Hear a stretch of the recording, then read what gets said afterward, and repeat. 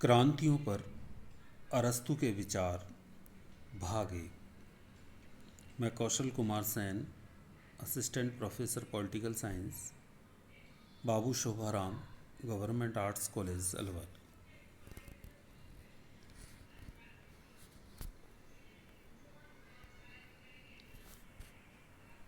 अरस्तू के क्रांतियों संबंधी विचार, अरस्तू के क्रांति पर विचारों का अध्ययन हम इस अंक में करेंगे। सबसे पहले अरस्तू के अनुसार क्रांतियों का अर्थ एवं स्वरूप। प्राचीन यूनानी नगर राज्यों के राजनीतिक जीवन की एक प्रमुख विशेषता उनकी शासन प्रणालियों की अस्थिरता थी, क्योंकि उस समय के जो नगर राज्य थे वो छोटे छोटे थे और उनमें परस्पर संघर्ष होता रहता था। इसलिए वहाँ निरंतर, जैसे हमने अभी से पहले के अंक में संविधानों का वर्गीकरण पढ़ा है, शासनों में परिवर्तन होता रहता था। अरस्तु शासन अथवा संविधान में किसी भी प्रकार के सामान्य अथवा आधारभूत परिवर्तन को ही क्रांति कहता है। अरस्तु के अनुसार संविधान में परिवर्तन का नाम क्रांति है। वस्तुतः अरस्तु ने क्रांतियों के बारे में यूनानी दृष्टिकोण को ही अपनाया है। आधुनिक काल में क्रांति का अर्थ सशक्त एवं मूल्यात्मक राजद्रोह से होता है, जैसे फ्रांस की राज्य क्रांति, रूस की क्रांति आदि। देखिए, जैसा भी हमने पढ़ा कि अरस्तु आधुनिक युग में जैसा क्रांतियों का अर्थ लिया जाता है वैसा तात्पर्य उनका नहीं है। अरस्तु के समय में यूनान में छोटे छोटे नगर राज्य थे जिनका आपस में संघर्ष होता था। उनमें एक के बाद दूसरी शासन व्यवस्थाएं स्थापित होती थी, जबकि आधुनिक युग में क्रांति का अर्थ बहुत कुछ परिवर्तन होता है। उसमें शासन व्यवस्था में परिवर्तन हो सकता है। एक बहुत बड़ा क्रांतिकारी परिवर्तन होता है। इसलिए आधुनिक में क्रांति का अर्थ और अरस्तु के समय के क्रांतियों के अर्थ में अंतर है। अरस्तु संविधान में थोड़ा सा भी परिवर्तन या शासन में, संविधान, शासन और राज्य वो एक ही मान के चलते हैं, और उनमें अगर थोड़ा सा भी परिवर्तन होता है, यदि सरकार का स्वरूप चेंज होता है या सरकार में व्यक्तियों का चेंज होना, परिवर्तन होना, कोई भी सामान्य परिवर्तन अंशतः या पूर्णतः, अरस्तु उसे क्रांति की संज्ञा देता है। अरस्तु ने क्रांतियों पर यथार्थवादी संज्ञा ढंग से विचार किया है, अर्थात क्रांतियाँ क्यों होती हैं और उन्हें कैसे रोका जा सकता है। सेवाइन के अनुसार क्रांति से संबंधित पॉलिटिक्स की यह पृष्ठ अरस्तु की राजनीतिक अंतर्दृष्टि तथा यूनानी शासन प्रणालियों के बारे में उसके अधिकारपूर्ण ज्ञान को प्रकट करते हैं। जैसा अरस्तु ने अपनी क्रांति संबंधी विचार दिए हैं, उनके बारे में सेवाइन उन्हें राजनीति विज्ञान के क्षेत्र में उनकी राजनीतिक अंतर्दृष्टि स्वीकार करते हैं। क्रांतियों के उद्देश्य, पहला है प्रचलित संविधान को समाप्त करके किसी अन्य संविधान की स्थापना, जैसे कुलीन तंत्र को हटाकर सांविधानिक तंत्र की स्थापना या निरंकुश तंत्र को हटाकर धनिक तंत्र की स्थापना या कुलीन तंत्र की स्थापना, अर्थात एक शासन प्रणाली को हटा के दूसरी शासन प्रणाली की स्थापना करना ही क्रांति है। दूसरा, इस उद्देश्य से क्रांति की जाती है। दूसरा, प्रचलित संविधान को बने रहना किंतु शासक वर्ग के व्यक्तियों को बदल देना। संविधान अर्थात सरकार वही बनी रहे अरस्तु के अनुसार, किंतु उसके व्यक्तियों को परिवर्तित करना भी अरस्तु के अनुसार क्रांति है। तीसरा, प्रचलित संविधान को बने रहने देना किंतु उसके रूप में गुणात्मक परिवर्तन कर देना। गुणात्मक परिवर्तन का तात्पर्य है कि एक साथ बहुत बड़ा परिवर्तन कर देना। चौथा है प्रचलित संविधान को बने रहने देना किंतु उसमें किसी नए पद की स्थापना करना। अब है क्रांतियों के प्रकार। अरस्तु ने काइंड्स ऑफ रिवॉल्यूशन में सबसे पहले स्वीकार किया है पूर्ण क्रांति अथवा आंशिक क्रांति। जब संपूर्ण संविधान को रद्द करके नया संविधान स्थापित किया जाए तो यह पूर्ण क्रांति होती है, और जब प्रचलित संविधान में सीमित परिवर्तन किए जाएं तो उसे अरस्तु आंशिक क्रांति कहता है। दूसरा है रक्तपूर्ण क्रांति अथवा रक्तहीन क्रांति। जब संविधान में परिवर्तन के लिए सशस्त्र विद्रोह एवं रक्तपात किए जाएं तब इसे रक्तपूर्ण क्रांति कहा जाता है, और जब संविधान में परिवर्तन बिना रक्तपात बहाए ही हो जाए तो उसे रक्तहीन क्रांति कहते हैं। तीसरा है वर्ग विशेष के विरुद्ध क्रांति। जब किसी वर्ग विशेष का विरोध करने के लिए संविधान में परिवर्तन किया जाता है तब क्रांति का यह रूप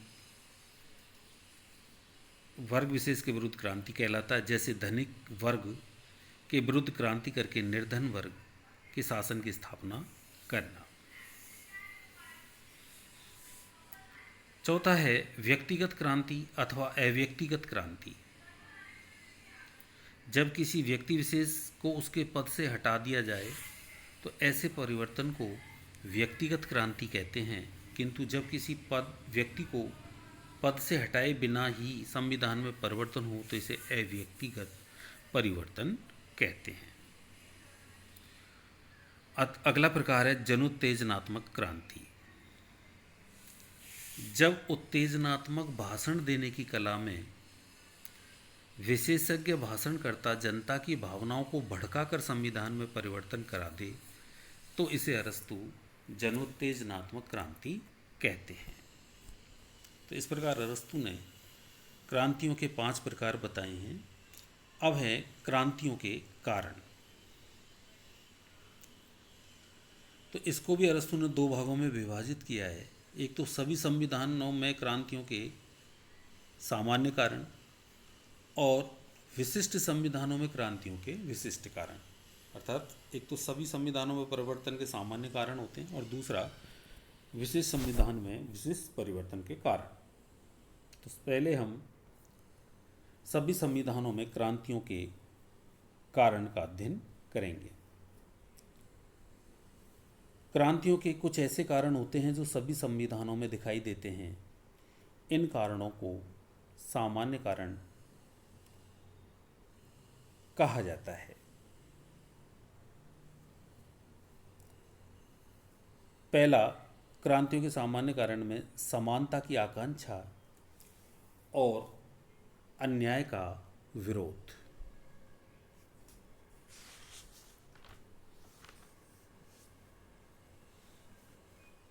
अरस्तु के विवरण से ज्ञात होता है कि ये दोनों कारण एक दूसरे से घनिष्ठ संबंध रखते हैं। अर्थात अन्याय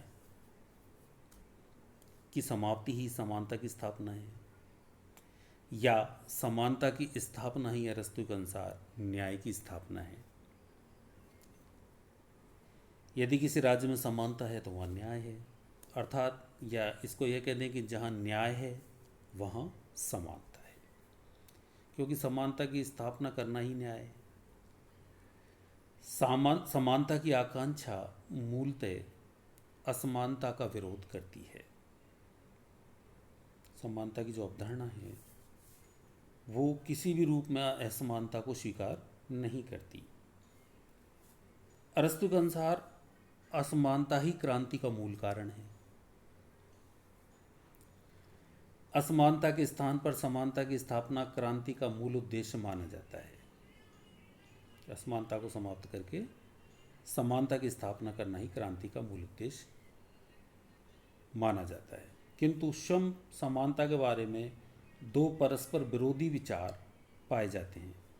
पहला, निरपेक्ष समानता जिसको एब्सोल्यूट इक्वलिटी कहते हैं, पूर्ण समानता जिसको बोल सकते हैं, और दूसरी है आनुपातिक समानता।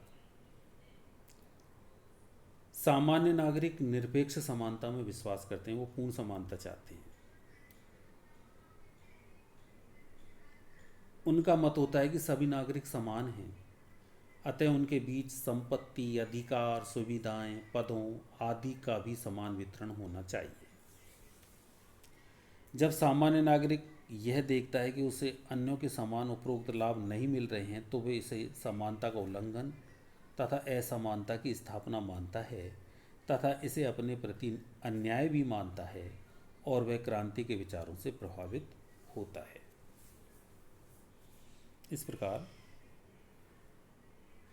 समानता की आकांक्षा भी क्रांति का कारण बनती है, जबकि ये संभव नहीं है। इससे पहले भी हमने पढ़ा था कि निरपेक्ष समानता संभव नहीं है, जबकि समानता को आनुपातिक रूप में अपनाया ही जा सकता है। जो नागरिक योग्यता, शिक्षा, धन, वंश आदि की दृष्टि से सामान्य नागरिकों से ऊंचे होते हैं, वो आनुपातिक समानता में विश्वास करते हैं। उनका मत है कि वे अपने उपरोक्त गुणों के कारण जिस अनुपात में सामान्य नागरिक से श्रेष्ठ हैं, उसी अनुपात में उन्हें सामान्य नागरिक की तुलना में अधिक अधिकार, सुविधाएं, पद आदि भी मिलनी चाहिए। जब वे देखते हैं कि उनके गुणों की उपेक्षा करके उनके साथ सामान्य नागरिक जैसा ही व्यवहार किया जा रहा है, तो वे इसे अपने गुणों का अनादर तथा अपने प्रति अन्याय की स्थिति मानते हैं और क्रांति के लिए प्रेरित होते हैं।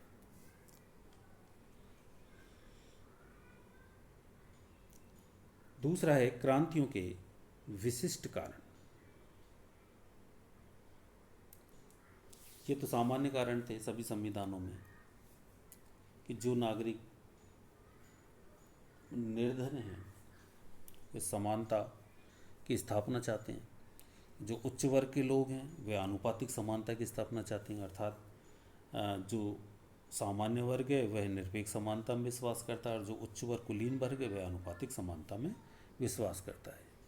जब दोनों की आकांक्षाएं पूरी नहीं होती हैं तो वे एक दूसरे के विरुद्ध क्रांति को प्रेरित होते हैं। दूसरा है क्रांतियों के विशिष्ट कारण।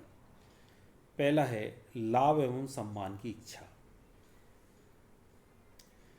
जब प्रमुख नागरिकों को यह अनुभव हो कि शासक वर्ग अथवा शासन व्यवस्था के अंतर्गत उन्हें लाभ तथा सम्मान प्राप्त होने की कोई संभावना नहीं है तथा उनकी तुलना में अयोग्य नागरिकों को ये प्राप्त हो रहे हैं, तब वे इनकी प्राप्ति के लिए क्रांति का षड्यंत्र रचते हैं।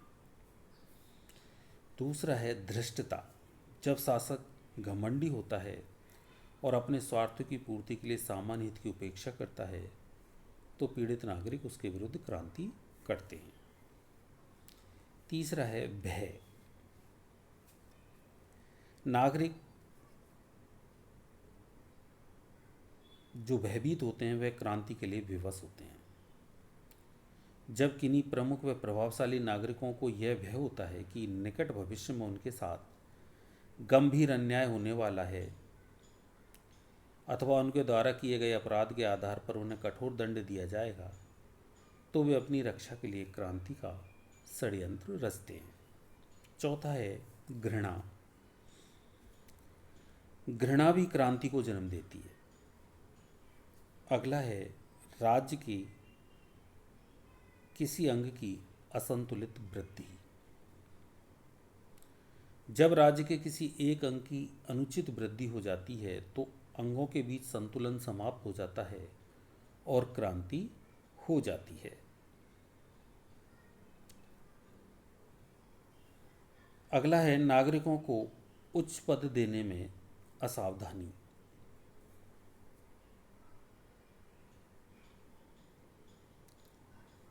जब पदों का वितरण राज्य में असावधानी पूर्वक होता है तो जो लोग जिन्हें पद नहीं मिलते हैं उन्हें वो क्रांति के लिए प्रेरित होते हैं। निर्वाचन पद्धति संबंधी स्वार्थ। जब किसी प्रचलित निर्वाचन पद्धति में ऐसा परिवर्तन किया जाता है जो किसी पक्ष को अपने हितों की विपरीत प्रतीत होता है तो वह पक्ष क्रांति का रास्ता अपनाता है। मध्यम वर्ग का अभाव तथा आर्थिक असमानता। किसी राज्य में मध्यम वर्ग की प्रचुरता धनिक व निर्धन वर्ग के बीच संतुलन स्थापित करती है, किंतु जब किसी राज्य में मध्यम वर्ग की संख्या अति सीमित होती है तो दो ही प्रमुख वर्ग होते हैं, धनी वर्ग और निर्धन वर्ग। इन दोनों वर्गों में तीव्र आर्थिक असमानता होती है और वे एक दूसरे से घृणा भी करते हैं, अतः इस राज्य में क्रांति भी होती है।